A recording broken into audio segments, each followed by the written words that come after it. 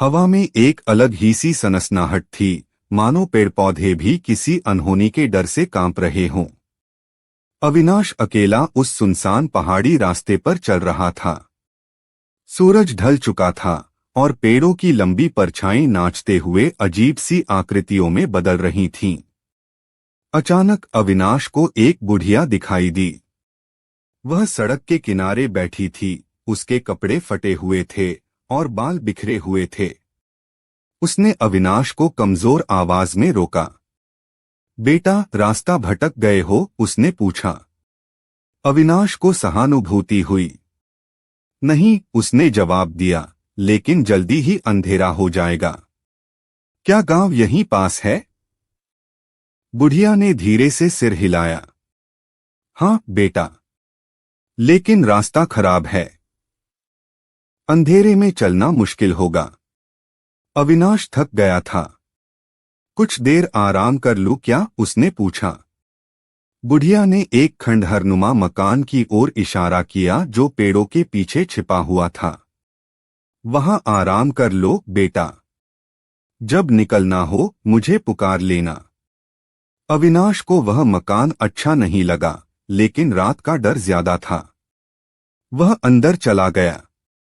मकान के अंदर का अंधेरा घना था और एक अजीब सी गंध आ रही थी। डर के मारे उसने दीवार का सहारा लिया और बाहर निकलने का रास्ता खोजने की कोशिश की। अचानक उसने दीवार पर टंगे एक पुराने दिए को देखा। उसने पास पड़ी एक टूटी फूटी तीली उठाई और किसी तरह दिया जला लिया। दिए की रोशनी में उसने देखा कि वह किसी पूजा घर में खड़ा है।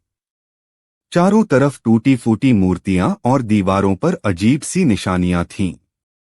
फिर अविनाश को आवाज सुनाई दी।